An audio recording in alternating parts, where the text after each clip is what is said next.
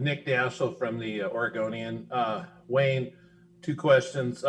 Who's one or two people that maybe reached out to you, give you the best piece of advice going forward in this tournament? And secondly, seems like Jocelyn would have some pretty good advice for you too, just given all the Final Four and Sweet 16 experience that she has.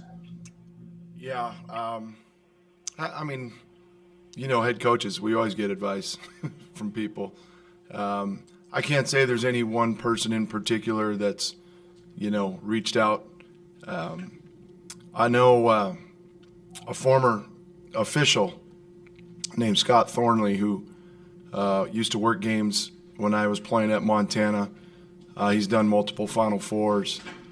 And obviously with his experience as an official, he's reached out a few times with text just on keeping the guys loose, staying focused on what we do and let them enjoy the ride, but not put too much pressure, which is it's kind of unique when you think it's coming from a referee, not a coach, and some pretty good stuff. And then obviously just the love and support from a bunch of family. All right, our next question comes from Lucas Weiss. I guess let me follow up. Finish. I guess he mentioned Jocelyn. She she's obviously been to 3 Final Fours, and she's just kind of echoed the same sentiments. Your guys look so relaxed and confident. Keep them that way. And obviously that's a big reason they're playing the way they are. I think their minds are freed up and they're just out there hooping. Hi there, Coach. Lucas Weiss with Complex Canada. Maurice Kalou's had a big impact for you guys coming off the bench. I'm just curious if you can elaborate on his growth this year and how the players have just been able to thrive off of his energy and play coming off the bench. Yeah, he's been an inspirational guy from day one. Always very vocal and positive. He started early in the year, and then we made the decision to move Warith Alatishe to the 4, and bring Maurice off the bench just to bring some scoring punch there. And there's been times he hasn't played a ton, but he's worked really hard on the defensive end. That's where we needed him to make improvements, and he's done a great job there. But just the confidence that his teammates have in him to come in and stretch the defense, hit shots from 3. He's a good handler against pressure, good passer. So he's had a tremendous impact to this run because he stayed in a positive mindset all the way through, and it's no surprise to us that he's enjoying the success that he is at this point. And obviously we need him to continue to play at that level, to keep this thing going. All right, our next question comes from Shannon Ryan with the Chicago Tribune. Okay, thanks. I know you've mentioned a bit about your ties to Loyola and to Chicago, and hopefully you don't mind reliving a little more of that. But what do you remember, like going to any certain Loyola games, or having a certain favorite player, and what that was like, or any particular Cubs game that you went to as a kid that really stood out?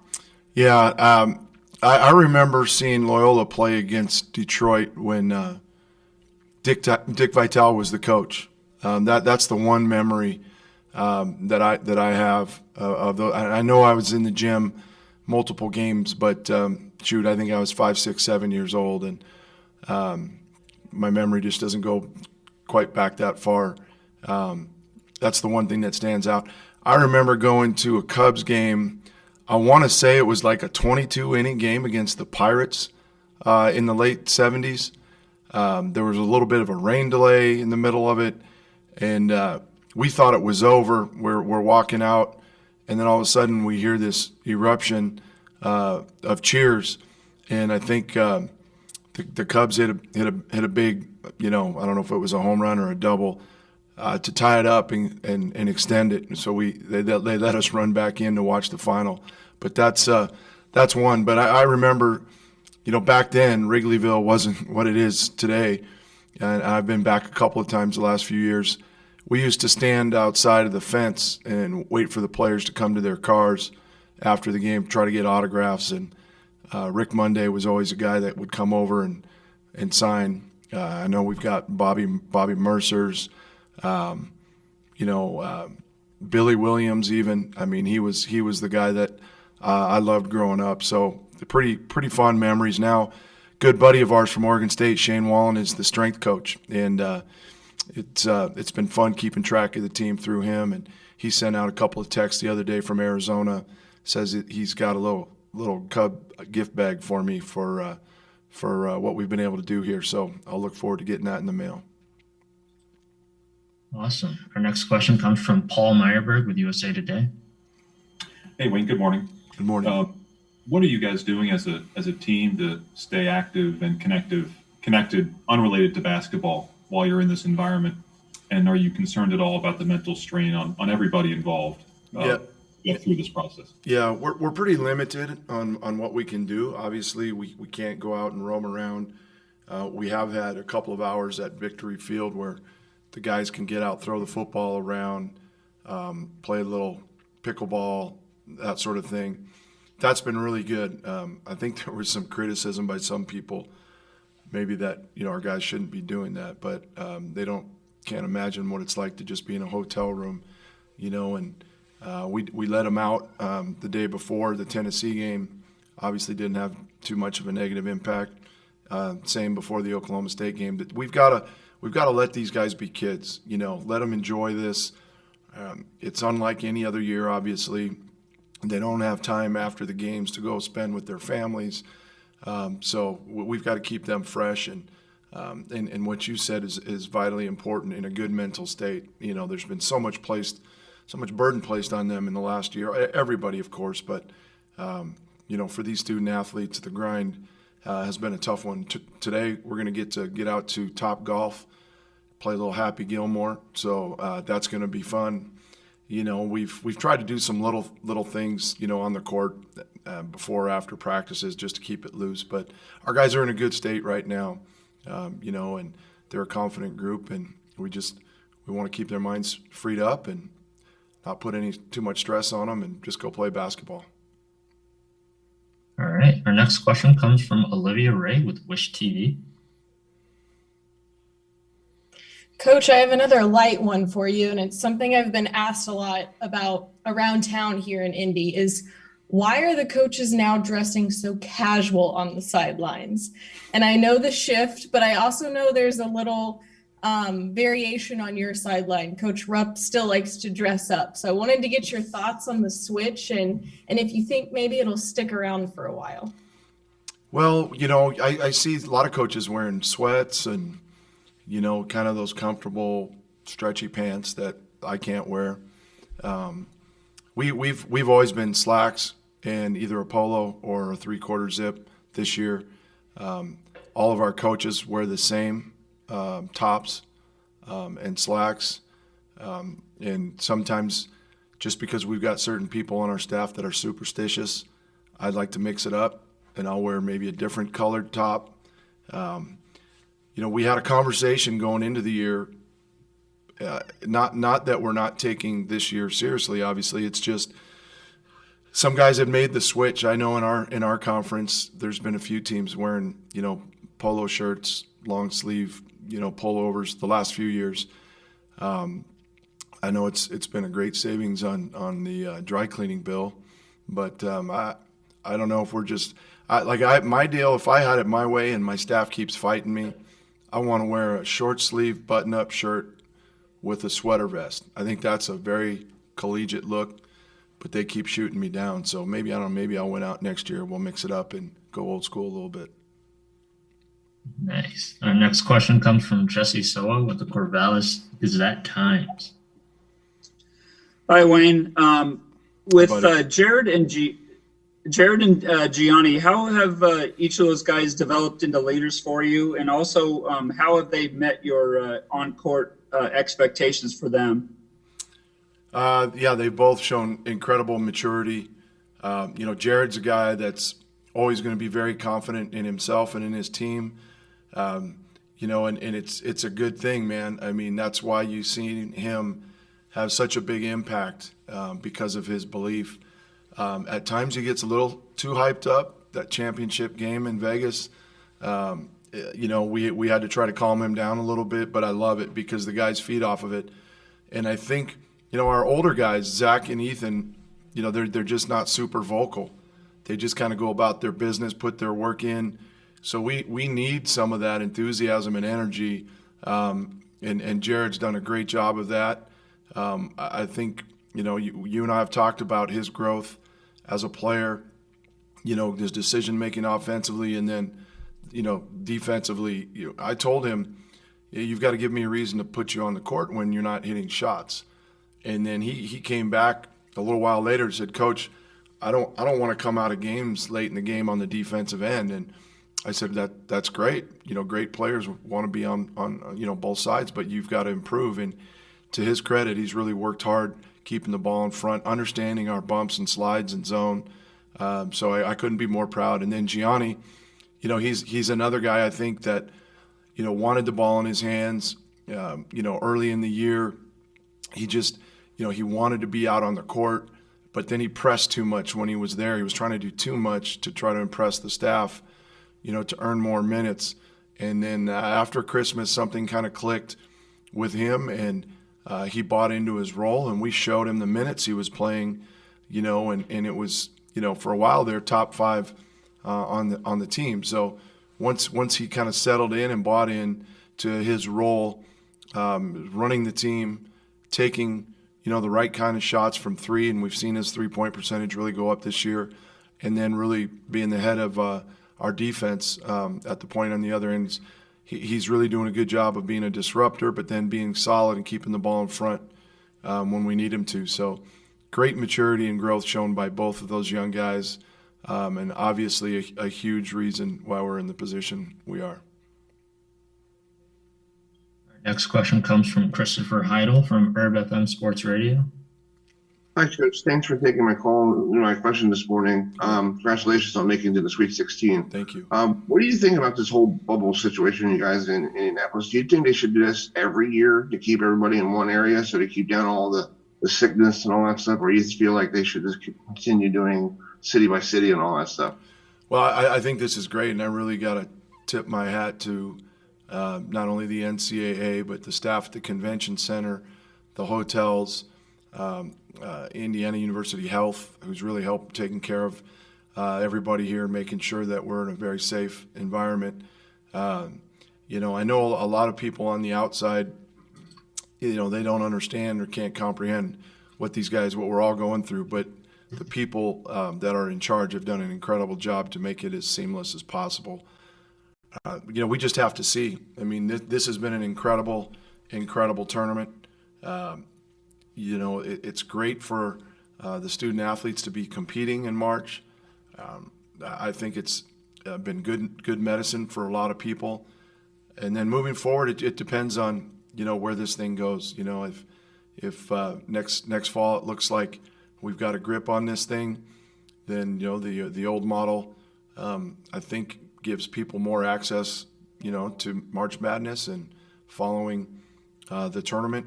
But if we're not in that improved an environment, then I know they'd be very confident the way that this one came off, there wouldn't be any issues of having a bubble again. So I think we have to wait and see really how this thing goes and moves in the next 6 to 8 months.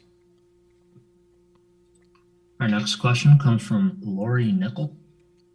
Hi, Lori Nickel with the Milwaukee Journal-Sentinel. Congratulations, Coach. Thank you. I also wanted to ask you about your Milwaukee ties. I know you were quite young when you were here, but two questions. Was there anybody here that was really influential on you, either a coach or a player? And also in the last 20 years, there have been a lot of good players and coaches to come out of the state, not just Milwaukee, Marquette, but the state. I wonder if you kept any ties with any friends that way. Thank you. Yeah, you bet. We moved from Milwaukee to Chicago when I was just a year old, but I do have 10 older siblings, and the first 6 were born in Lansing when my dad was getting his degree and his master's at Michigan State. and then the last 5 were born in Milwaukee. So hearing a lot of stories. I know growing up we would go back to see some Brewers games from time to time, drive by our house, which was on Milwaukee Avenue, just up from Old County Stadium. Went back to when I was just a little kid living in Chicago, some of the activities around Oktoberfest. You know, my dad was dean of men at Marquette and was part of the committee that hired Al McGuire. My brother Terry, who currently still resides in Wisconsin, he was a high school coach in Plymouth for a number of years, and then he's bounced around the state a little bit. He played on the freshman team and then transferred to Lakeland College up in Howards Grove with a good buddy of his from high school, Pat Kern, who was a tight end in the NFL for a number of years, so that he could play football and basketball. And then my father, at the end of his career, actually went back to Lakeland as vice president and athletic director, replaced Moose Woltzen, who's a legend in that area, and really enjoyed his time there, and then eventually moved to Montana to watch my senior year. But we've got a lot of good friends that we stay in touch with. I know all of our relatives from Chicago, the Tinkle family and the Goldbecks. We would always go up to Wisconsin in the summer. Some of our uncles had lake places around the state, and those were some great memories. You know, playing out in the cabins and in the lake with all of our cousins and family were really good times. So, but as far as coaches, you know, now Freddie Owens, who played at Wisconsin, who's from Milwaukee, worked with me at Montana, you know, and he's now gone from Holy Cross. I think he's at Wisconsin Green Bay now. We stay in touch a little bit, but beyond that, no real coaching ties. You know, Tony Bennett once in a while, because we played against him when I was coaching Montana when he was at Washington State, has helped me with some assistant coaching hires over the years. But beyond that, I wish I could give you more, but don't really have many ties there anymore. Hey, Jarod, thanks for taking the time. Coach was just talking about Maurice Kalou and his impact coming off the bench. I'm just curious, what's been his impact for you as a teammate this year and just the overall team success? One, for me, I know that he's pushed me as a player, and especially as a shooter. As you know, Maurice is one of the better shooters on our team. Him and I kind of have fun, competitive shooting competitions here and there, but he's a good guy to be around. So but for the most part, he just makes me better, as well as our team. All right, our next question comes from Nick Dashel. Jarod, the big turnaround, obviously, for you guys is after the Arizona game, and that's when you got your first start against Arizona State. What do you recall about that conversation with Wayne, just talking to you about getting in the starting lineup and your defense and all that? Just knowing that he believed in me, as well as the rest of the coaching staff, that he believed in me, and we were trying to do the best that we could to help our team win. And at the end of the day, I was just trying to do what was best to help our team win, but Coach Tinkle helped put some belief in me, and it was good. All right, our next question comes from David Scretta. Hey there. This game is sort of like a matchup of the overlooked and underappreciated, I think, in some ways. For you, coming out of high school, was there ever a time you wondered why you weren't getting more interest from, the quote unquote blue bloods, and the same for some of the other guys on your team? I think at the end of the day, it's all about, there's a bigger plan for all of us. Not all of us, like you said, had the best looks or, the high majors, like you said, from other blue bloods and stuff like that. But we all have one coach. All you need is one coach, one university to believe in you. And all of us on Oregon State had one coach that really believed in us. And I know that I can say for my team, we all believe we made the right decision in choosing Oregon State and the belief Coach Tinkle has in us. All right, our next question comes from Jesse Sawa with the Corvallis Gazette-Times. Hey, Jarod, a couple questions. Knowing you would likely have a bigger role this season, how much did that kind of push you in the off season? And then also, how do you feel like your leadership has developed this year? I know in the off season I was really focused, and I knew that I was going to have a bigger role, but I knew that to do that, there were a lot of things I needed to improve on. Defensively, making the right reads, and then offensively, making the right decisions. So I did my best to work with a lot of better players in the summer, as well as with my trainer. And what was the second question, Jesse? Just how do you feel like your leadership has developed over the season here?